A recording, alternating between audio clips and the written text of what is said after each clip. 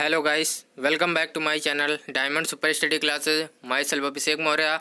और आप लोगों को जैसा कि मैं क्लास 10th का मतलब कि फ़र्स्ट पेपर पढ़ा रहा था, इंग्लिश जो लिटरेचर था, तो अब मैं जो इंग्लिश ग्रामर है वो मैं स्टार्ट करने जा रहा हूँ। जो नेक्स्ट बार पेपर देंगे, जो नए बच्चे अब की बार जो यूपी बोर्ड के हैं, उन लोगों के लिए मैं इंग्लिश ग्रामर स्टार्ट करने जा रहा हूँ। ओके, तो आप लोगों का मैं एकदम डिटेल से मतलब कि बेसिक से अंदर से छोटी छोटी चीज़ें मैं पढ़ाऊँगा। उसके बाद मैं बड़ी चीज़ों पर आप लोगों को लेकर चलूँगा, क्योंकि मैं ये सोचता हूँ कि जो छोटी छोटी अगर चीज़ें नहीं आएंगी आप लोगों को, तो बड़ी चीज़ें आने में प्रॉब्लम क्रिएट करेंगी, क्योंकि बूंद बूंद से घड़ा भरता है, आप लोग ये जानते होंगे। ठीक है, तो आप लोगों को मैं जो क्लास 10th का है वो मैं पहले छोटा सा जो हमारा छोटा छोटा जो चैप्टर रहेंगे वो हम पढ़ाएंगे। उसके बाद हम आप लोगों के बड़े चैप्टर पढ़ाएंगे। ठीक है, तो पहला आप लोगों का चैप्टर जो रहेगा वो सेंटेंस मैं स्टार्ट करूँगा, है ना। सेंटेंस जो हमारा चैप्टर रहेगा वो स्टार्ट होगा और इसको डिटेल में पढ़ा जाएगा। तो इसका मतलब क्या होता है हिंदी में? वाक्य। सेंटेंस को हम लोग हिंदी में वाक्य कहते हैं, है ना।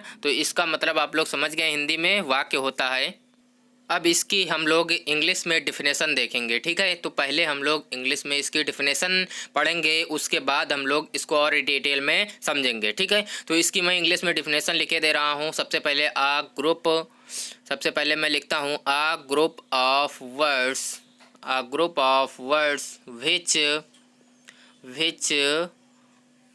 makes a complete sense is called sentence। Okay, तो इज कॉल्ड सेंटेंस। तो ये आप लोगों की इंग्लिश में डिफिनेशन हो गई। तो आप लोगों को इंग्लिश में डिफिनेशन हालांकि पता ही होगी, अगर नहीं पता है तो मैं इसको अच्छे से समझाऊंगा। और चलिए अब हम इसकी हिंदी में मतलब डिटेल में बताते हैं ये इसका मतलब क्या होगा। तो आ मतलब एक होगा, और वर्ड मतलब शब्दों होता है ना। वर्ड मतलब शब्दों, ऑफ मतलब का होता है। ठीक है, एक मतलब हम लोग ऐसा लेंगे। ठीक है, ऐसा। ग्रुप मतलब होता है समूह। ठीक है, अब उसके बाद देखिए विच मतलब होता है जिससे, है ना। विच मतलब क्या होता है? जिससे।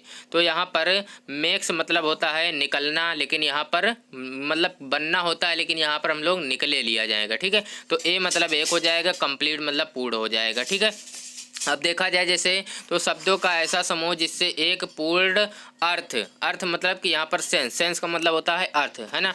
अर्थ निकले। ठीक है, दो इज कॉल्ड सेंटेंस मतलब कि वाक्य। सेंटेंस मतलब वाक्य, कॉल्ड मतलब कहलाता, और उसके बाद इज मतलब जो होगा है ना। तो अब देखते हैं इसको हम लोग एकदम अच्छे समझ लेते हैं। शब्दों का ऐसा समूह जिससे एक पूर्ण अर्थ निकलता है उसे वाक्य कहते हैं, या फिर वाक्य कहलाता है। ठीक है, तो ये इसकी हिंदी में डिफिनेशन हो गई। आप लोगों ने हालांकि इंग्लिश में ये हिंदी में भी डिफिनेशन देखी होगी इसकी, लेकिन ऐसी जैसे मैंने एक एक वर्ड टू वर्ड मतलब इसका बता दिया है, वैसे कहीं नहीं लिखे देखे होंगे। ठीक है, तो जैसा कि वर्ड जो होता है, वर्ड्स मतलब आप लोग समझ रहे होंगे वर्ड्स कैसे बनता है। आप लोगों को जैसा कि मैं बता दूं, तो जैसे आप लोगों का मान लीजिए कि वर्ड्स के लिए क्या होता है, जो लेटर्स होते हैं हमारे, जो छोटे छोटे जो लेटर्स होते हैं, ठीक है, उन्हीं से हमारा वर्ड्स बनता है। ठीक है, छोटे छोटे लेटर से जो अक्षर होते हैं उन्हीं से वर्ड्स बनता है।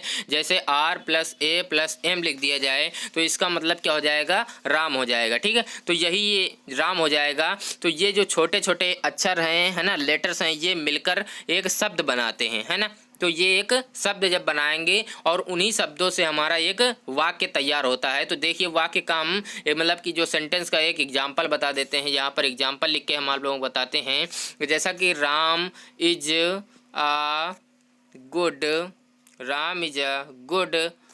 Good player. Ram is a good player. तो जैसे यहाँ पर मैंने अभी बताया था कि वर्ड जो बनते हैं छोटे छोटे लेटर से जो मिलकर बनते हैं वर्ड, उन्हीं से देख लीजिए यहाँ पर उन्हीं को एकदम संजो के रखा गया है और एक वाक्य के रूप में लिख दिया गया है। तो ये हमारा एक सेंटेंस का एग्जाम्पल हो जाएगा, उदाहरण हो जाएगा। ठीक है, तो अब आप लोगों को जो सेंटेंस है वो एकदम अच्छे से समझ में आ गया होगा, है ना। तो अब हम लोग धीरे धीरे चलते हैं और आगे बढ़ते जाएंगे और इसको एकदम डिटेल में समझते हैं कि आखिरकार सेंटेंस में आगे क्या होगा। ओके, तो अब हम इसके आगे का पढ़ेंगे, मतलब कि जो इसके सेंटेंस के आगे क्या होगा वो हम लोग देखते हैं। चलिए इसको मैं इरेज किए दे रहा हूँ। ठीक है, आप लोग इसको नोट कर लीजिएगा अच्छे से, यहाँ तक कोई प्रॉब्लम नहीं होगी आप लोगों को, है ना। तो अब हम लोग इसके आगे का डिटेल में पढ़ेंगे। तो जैसा कि ये अब हम टाइप्स ऑफ सेंटेंस पढ़ेंगे। क्या पढ़ेंगे? Types of. हालांकि इसके दो चीज़ें होती हैं, मतलब कि टाइप्स होते हैं और इसके पार्ट भी होते हैं, ठीक है। तो यहाँ पर हम सबसे पहले क्या पढ़ेंगे? टाइप्स ऑफ सेंटेंसेज पढ़ेंगे, ठीक है। टाइप्स ऑफ सेंटेंस पहले पढ़ेंगे, उसके बाद हम लोग पार्ट पढ़ेंगे इसके, ठीक है। तो यहाँ पर आप लोगों को जैसा कि बता दें कि आप लोग गेस करिए कि इतने टाइप के होते हैं, तो आप लोग गेस कर रहे होंगे। हालांकि मैं भी बताता हूँ आप लोगों को कितने टाइप्स के होते हैं। और जैसा कि 5 टाइप के हमारे सेंटेंस होते हैं, ठीक है। तो पहला हमारा है असर्टिव सेंटेंस। पहला क्या है हमारा? Assertive sentence, okay. पहला है असर्टिव। दूसरा है हमारा इंट्रोगेटिव। दूसरा क्या है हमारा? दूसरा है इंट्रोगेटिव सेंटेंस। दूसरा है इंट्रोगेटिव सेंटेंस। तीसरा है हमारा इम्पेरेटिव सेंटेंस। तीसरा क्या है हमारा? Imperative sentence, okay. फिर उसके बाद आप लोगों का जो चौथा है वो है, आप लोग गेस कर रहे होंगे चौथा क्या होगा? ऑप्टेटिव सेंटेंस, है ना। हालांकि आप लोग क्या गेस कर रहे होंगे कि एक्सक्लेमेटरी पहले होता है, लेकिन हाँ होता है, लेकिन मैं जो लिखता हूँ वो पहले ऑप्टेटिव लिखता हूँ, ठीक है। अब 5th नंबर जो आएगा वो एक्सक्लेमेटरी सेंटेंस आएगा, ठीक है। तो जो हमारा 5वां है वो क्या होगा? एक्सक्लेमेटरी सेंटेंस, ठीक है। तो ये हमारे 5 टाइप्स हो गए किसके? सेंटेंस के, है ना। तो आप लोगों को ये समझ में आ गए होंगे एकदम से। अब हम लोग इनके मतलब कि हिंदी अर्थ समझेंगे। इसको देख लीजिए। एक चीज़ और कहते हैं, असर्टिव सेंटेंस जो हमारा होता है उसको हम लोग डिक्लेरेटिव सेंटेंस भी कहते हैं, ठीक है। तो आप लोग इसको ध्यान रखिएगा, नया नया आया है मार्केट में, इसको डिक्लेरेटिव सेंटेंस भी कहते हैं। अब इसके हम हिंदी में अर्थ समझते हैं। तो असर्टिव सेंटेंस को हम लोग साधारण वाक्य कहते हैं। क्या कहते हैं? साधारण वाक्य, या फिर इसको हम लोग विधि सूचक वाक्य भी कह सकते हैं। क्या कह सकते हैं? विधि सूचक वाक्य। अब इंट्रोगेटिव को हम लोग कहते हैं प्रश्नवाचक वाक्य, ठीक है। इंट्रोगेटिव को क्या कहते हैं? प्रश्नवाचक वाक्य। फिर उसके बाद इम्परेटिव सेंटेंस को कहते हैं हम लोग आज्ञा सूचक वाक्य। इम्परेटिव सेंटेंस को आज्ञा सूचक वाक्य कहा जाता है। ऑप्टेटिव सेंटेंस को इच्छा सूचक वाक्य कहते हैं। ऑप्टेटिव सेंटेंस को क्या कहते हैं? इच्छा सूचक वाक्य, ओके। उसके बाद एक्सक्लेमेटरी सेंटेंस को हम लोग कहते हैं विस्मयादि, ये विस्मय सूचक वाक्य। क्या कहते हैं? विस्मय सूचक वाक्य।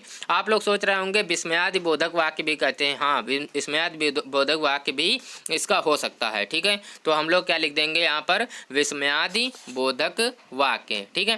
तो थोड़ा सा कट रहा है, आप लोग थोड़ा सा ध्यान रखिएगा, मतलब कि बोधक लिखा हुआ है, ओके। तो इतना समझ लीजिएगा आप लोग। तो अब यहाँ तक आप लोगों को मैंने इसके टाइप्स ऑफ सेंटेंस बता दिए, सेंटेंस डिफिनेशन बता दी, ठीक है। यहाँ तक आप लोगों को बता दिया, यहाँ तक कोई समस्या नहीं होगी। अगर कोई समस्या है आप लोगों को तो आप लोग कमेंट के माध्यम से मुझको बता सकते हैं, ठीक है। और यहाँ तक मैंने समझाया, इसके आगे हम लोग नेक्स्ट वीडियो में पढ़ेंगे, ओके। और हाँ, एक बात मैं इंपॉर्टेंट बताना चाहूँगा कि मैंने लिंक में, मतलब कि जो हमारा डिस्क्रिप्शन है उसमें मैंने अपने व्हाट्सएप ग्रुप का लिंक दे रखा है। तो आप लोग जल्दी जल्दी ज्वाइन कीजिए जाकर। और अगर आप लोगों को नोट्स चाहिए तो वहाँ पर हमारे ग्रुप को ज्वाइन कीजिए, मैं वहाँ पर आप लोगों को प्रॉपर नोट्स दूंगा, ओके। हमारे चैनल को सब्सक्राइब जरूर कर लीजिए और साथ में वीडियो को लाइक भी कर दीजिए, ओके। चलते हैं, धन्यवाद।